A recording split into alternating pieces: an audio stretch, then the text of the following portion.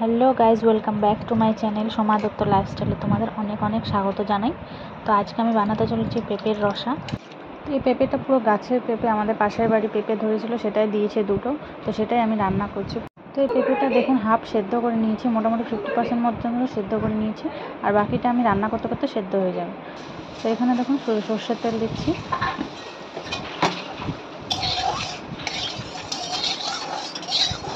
তেলটা প্রায় গরম হয়ে গেছে। এরপর আমি কিছুটা বিউলির ডালের বড়ি ভেজে নেব।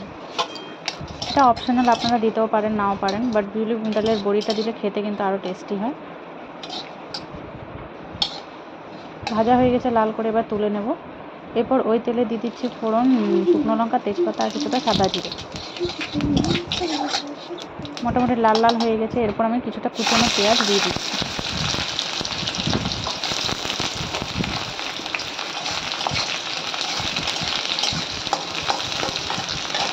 পেঁয়াজটা মোটামুটি লাল লাল ভাজা হয়ে গেছে। এরপর আমি আদা রসুনের পেস্ট দিচ্ছি।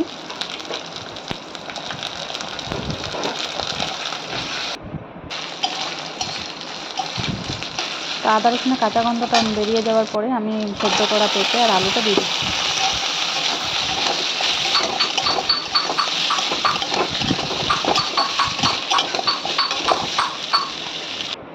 এরপর এটা নুন হলুদ দিয়ে ভাজা ভাজা করে নেব ভালো করে।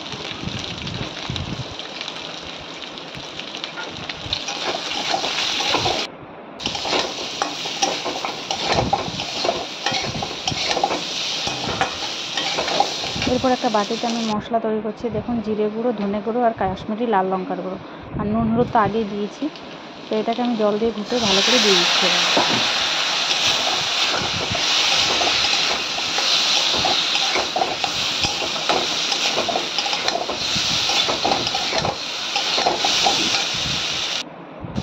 ভালো করে জল দিয়ে কষাচ্ছি। কষানোর উপরে ডিপেন্ড করে রান্নার স্বাদ।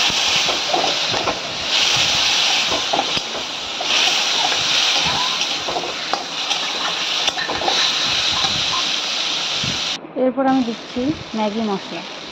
ম্যাগি মশলাটা অপশনাল, আপনারা দিতেও পারেন নাও পারেন, বাট আমি একটু 2-3 মতো দিচ্ছি, বেশি দিইনি, অল্প দিচ্ছি। এটা দিলে কিন্তু তরকারির টেস্টটা দ্বিগুণ হয়ে যায়। তো মোটামুটি কষানো আমার হয়ে গেছে। এরপর আমি এটা জল ঢেলে দিচ্ছি।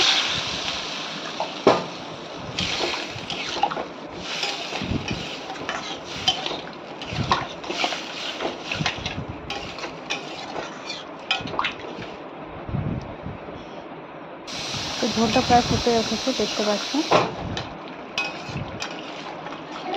যেসব বন্ধুরা আমার চ্যানেলে নতুন আছো তারা প্লিজ চ্যানেলটিকে সাবস্ক্রাইব করে দেবে, আর পাশে থাকা বেল আইকনটি অবশ্যই ক্লিক করে দেবে, যাতে নোটিফিকেশন সবচেয়ে প্রথমে তোমাদের কাছে পৌঁছে যায়।